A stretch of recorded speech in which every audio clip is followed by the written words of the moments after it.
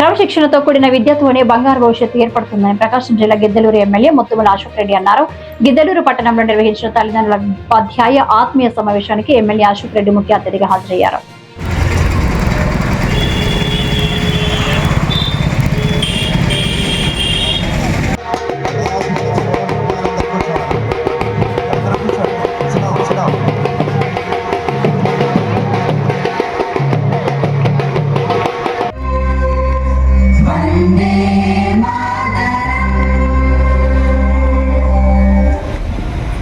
Thank you.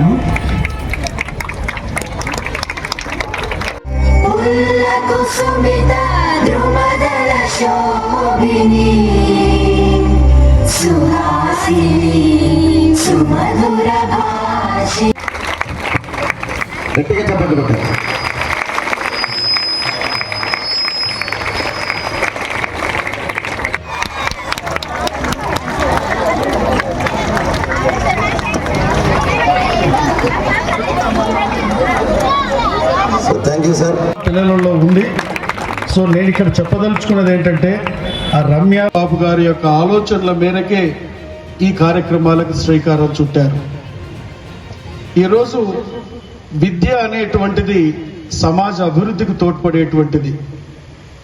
ఈరోజు మన దేశంలో దాదాపు నాకు తెలిసి 99% అండ్ ఆడ్ లిటరసీ రేట్ ఉన్నటువంటిది కేరళ రాష్ట్రం ఉంది.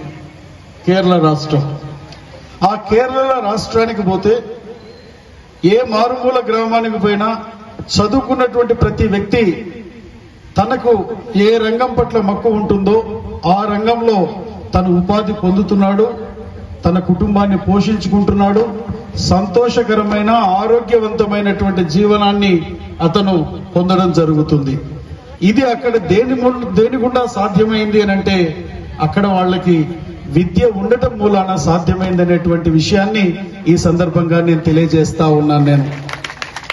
మన రాష్ట్రం ఈ యొక్క శాతం పరంగా చూసుకుంటే మనం వెనకబడి ఉన్నాం. మనం దీనిని ముందుకు తీసుకొని పోవాలనేటువంటి ఒక లక్ష్యంతో ఉన్నటువంటి ముఖ్యమంత్రి గారు, ఉప ముఖ్యమంత్రి గారు, విద్యాశాఖ మంత్రి గారు ఈరోజు విద్యా వ్యవస్థలో ఉన్నటువంటి ఏదైతే పోటీ ప్రపంచానికి ధీటుగా విద్యా వ్యవస్థని తీర్చిదిద్దడం జరుగుతుంది మన యొక్క విద్యాశాఖ ద్వారా. రెండవ ప్రక్కన ఈరోజు పేరెంట్స్ టీచర్స్ అంటే తల్లిదండ్రులు ఉపాధ్యాయుల యొక్క మీటింగ్ ఇది.